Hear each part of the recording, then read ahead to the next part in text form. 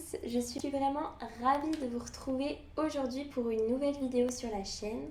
Donc comme vous avez pu le constater, aujourd'hui c'est un update lecture, donc sur la fin de mes lectures du mois d'octobre. Donc j'ai deux lectures à vous présenter. Avant de vous présenter tout ça, je veux juste m'excuser pour la qualité de l'image. J'ai la webcam que je me suis procurée très récemment qui fait des siennes, l'image saute. Je suis vraiment, là on peut le dire, je suis vraiment dégoûtée. Donc j'espère que ça ne se verra pas, que l'effet montage va faire que vous vous en rendrez pas compte.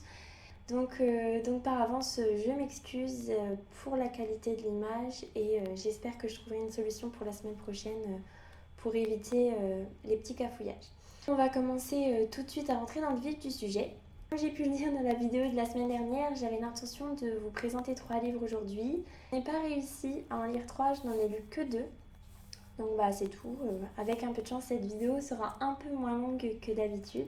On va partir tout de suite sur l'update. Alors, la première lecture que je veux vous présenter, c'est La force du temps, jusqu'où aller pour devenir vampire de Deborah Harkness aux éditions Calmant Lévy. Donc, La force du temps, c'est un spin-off de la trilogie Le livre perdu des sortilèges. Ça va être difficile de vous parler de ce livre sans vous spoiler la trilogie, donc je vais essayer de faire suffisamment clair pour être compréhensible, mais pas trop pour pas spoiler. On se concentre principalement sur le personnage de Marcus et dans un second temps sur Phoebe. Donc Marcus, c'est le fils de Matthew, donc c'est un vampire. Et l'intrigue de base, c'est que la copine de Marcus, elle veut le rejoindre dans sa vie vampirique. Et on va suivre la transformation de Phoebe dans ce tome-là. Et comme ils sont séparés, en parallèle, on va suivre toute la vie qu'on ne connaît pas de Marcus. Donc depuis, entre guillemets, depuis son enfance jusqu'à sa transformation et tout ce qui s'est passé entre sa transformation et du coup le tome 1 du livre perdu des sortilèges. Donc voilà à peu près ce qui se passe. On va retrouver beaucoup de personnages, quasiment l'intégralité des personnages de la trilogie. Donc ça fait vraiment plaisir de retrouver tous ces personnages-là. Ça fait énormément plaisir de retrouver la plume de l'auteur qui est très très agréable à lire.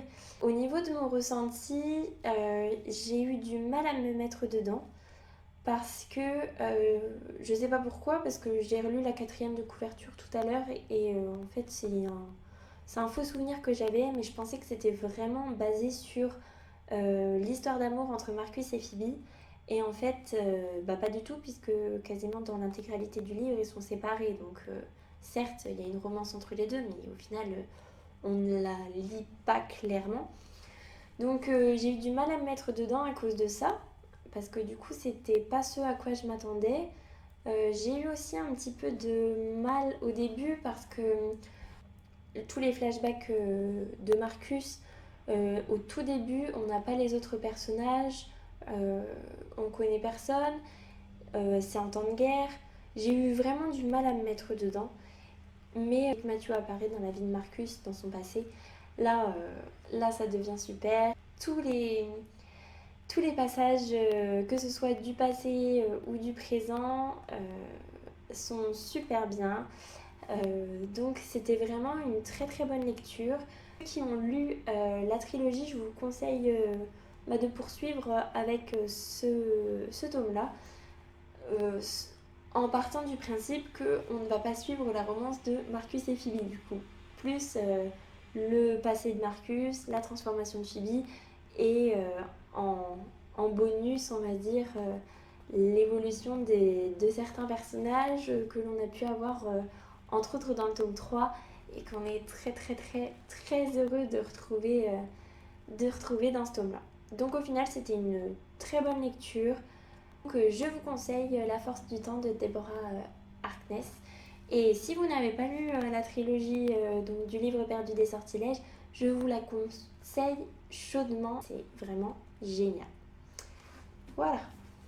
dernière lecture donc, du mois d'octobre que j'ai réussi à terminer ce matin. Donc alors là, je sais pas du tout comment j'ai fait, mais...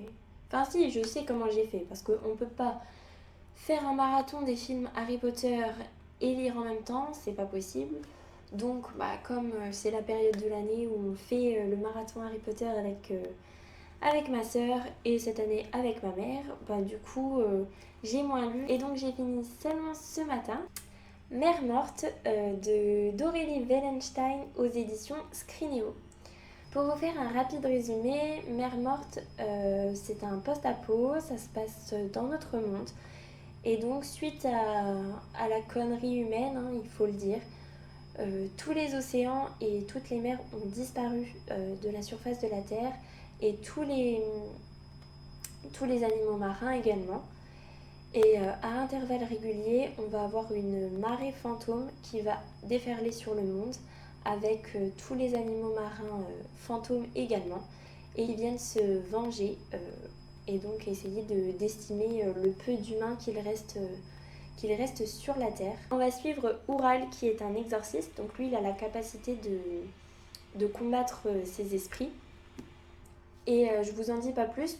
En fait, je me suis rendu compte, pareil, j'ai lu la 4e de couverture tout à l'heure en le finissant, et je me suis rendu compte que j'étais bien contente de ne pas l'avoir fait avant et d'avoir vraiment juste ce résumé-là en tête, parce que j'ai bien profité de l'histoire, je ne savais pas du tout ce qu'il allait se passer. Donc c'était une très très bonne lecture, j'ai vraiment adoré le côté marin, j'aime pas spécialement ça, le côté des mers, des pirates, enfin de temps en temps ça me dérange pas, mais là en l'occurrence vraiment c'était une très très bonne lecture, ça permet vraiment de réfléchir sur l'être humain, la bêtise humaine, sur ce qu'on fait subir à la planète et notamment aux mers, aux océans et au monde marin en règle générale. Je me suis même demandé si j'étais capable de devenir végétarienne. La réponse est très certainement non, malheureusement, mais ça m'a vraiment donné envie de diminuer ma consommation de viande, même si elle est pas extraordinaire, hein. Je mange pas énormément de viande, mais ça m'a vraiment donné envie de diminuer ça, parce que y a des passages vraiment... on ne peut être que empathique vis-à-vis des animaux marins, parce que on se rend compte que c'est vraiment horrible ce qui leur arrive, et ce qui est encore pire, c'est que ce qui est écrit là-dedans et qui est terrible, mais on sait que c'est vrai, ça se passe vraiment sur la surface du globe en ce moment même.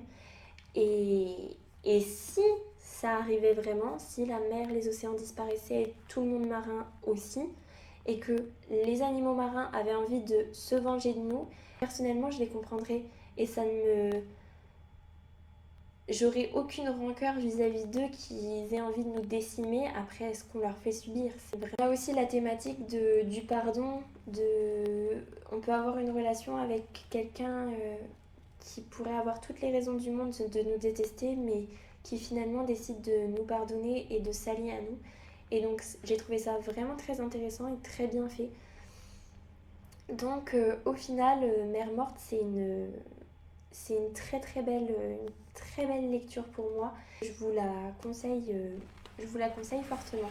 Si c'est un sujet qui vous plaît et qui vous intéresse, n'hésitez pas. C'était vraiment très très bien. On a frôlé le coup de cœur. Donc du coup, ça m'a vraiment convaincue sur le fait que j'ai envie de lire les autres livres de Aurélie Wellenstein. Donc je vais m'empresser d'aller acheter les autres livres qu'elle a écrits. Et puis je vous en parlerai très certainement ici. C'était un tout petit update du coup, puisque je vous ai déjà présenté les 2 livres que j'ai lus en cette fin octobre. J'ai également pris la décision plutôt que de vous faire un seul gros update en fin de mois, de vous en faire quelques-uns tout au long du mois pour éviter d'avoir des vidéos trop longues et puis d'attendre la fin du mois, parce qu'au final les lectures sont plus forcément très fraîches et c'est plus difficile d'en parler. Donc je pense que je vais reprendre l'idée de Juliette de faire des updates un petit peu plus régulièrement. Je trouve ça plus intéressant et plus pratique. Je m'excuse encore une fois pour la qualité de la vidéo parce que ça fait, je le vois en retour, ça fait déjà un bon moment que c'est relativement flou. Donc à choisir, je préfère que ce soit un tout petit peu flou plutôt que l'image saute ou que ce soit en décalage avec le son. Donc on va dire que la gêne est moindre. Je vais essayer de régler ce problème-là avant la semaine prochaine, j'espère vraiment. En tout cas, j'ai été ravie de vous retrouver aujourd'hui. Je vous souhaite une excellente semaine. J'espère que vous aurez de merveilleuses lectures. Et je vous dis à la semaine prochaine. Salut!